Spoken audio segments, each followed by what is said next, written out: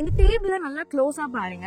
என்ன நோட்டீஸ் பண்றீங்கன்னு சொல்லிட்டு கமெண்ட் செக்ஷன்ல உடனே சொல்லுங்க. முத்தூட் ஒரு கம்பெனி, இதுல ஹையஸ்ட் AUM வந்து கோல்ட் லோன்ஸ்ல தான் இருக்கு. மணப்புரம் வந்து 1/4 தான் அதுல இருக்கு.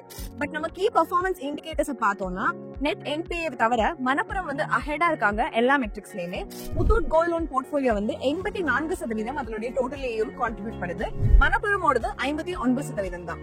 ரிமைனிங் எதுல இருந்து வருதுன்னா அதனுடைய சப்சிடரிஸ் ஆன micro finance, home finance, MSME loans, அதுக்கப்புறம் வெஹிக்கிள் லோன்ஸ்ல இருந்தா. பெல்ஸ்டார், முத்தூட், FMI, ஆம் இது வந்து 6.52% AUM க்கு கான்ட்ரிபியூட் பண்ணுது. அதே சமயத்துல ஆசீர்வாத் 16.75% மணப்புரம்ல கான்ட்ரிபியூட் பண்ணுது. MFI லோன்ஸ் வந்து அன்செக்யூர்ட். மணப்புரமோட லோன் புக் வந்து முத்தூட் கூட கம்பேர் பண்ணும்போது ரொம்பவே ரிஸ்கி. முத்தூட்ல higher share of secured loans வந்து இருக்கிறதுனால ஆசீர்வாதோட AUM வந்து பெல்ஸ்டார் விட லார்ஜரா இருந்தாலும் FY25ல ஆசீர்வாத் வந்து 639 crores லாஸ் வந்து புக் பண்ணிருக்காங்க.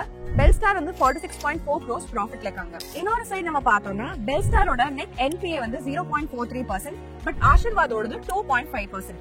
ஏன் அப்படின்னு பார்க்கலாம். மணப்புரம் வந்து ரைட் ஆஃப் 1696 crores பண்ணிருக்காங்க FY25ல. 19% அதனுடைய ஆவரேஜ் லோன் போர்ட்போலியோ கவரேஜ்ல இருக்கு லாஸ்ட் 2 இயர்ஸ்ல. மார்க்கெட் இந்த ரெண்டு நிறுவனத்தையுமே அதனுடைய குரூப்ஸ் வச்சு வேல்யூ பண்றாங்க. ஈக்குவலா இம்பார்ட்டன்டா அதனுடைய மெயின் சப்சிடரிஸ் பத்தி தெரிஞ்சுட்டு தான் நம்ம முதலீடு செய்யணும். கண்டிப்பா அந்த கன்சாலிடேட்டர்ஸ் நம்பர்ஸ்க்கு பின்னாடி இருக்கிற ஒய்ய தெரிஞ்சுக்கணும்.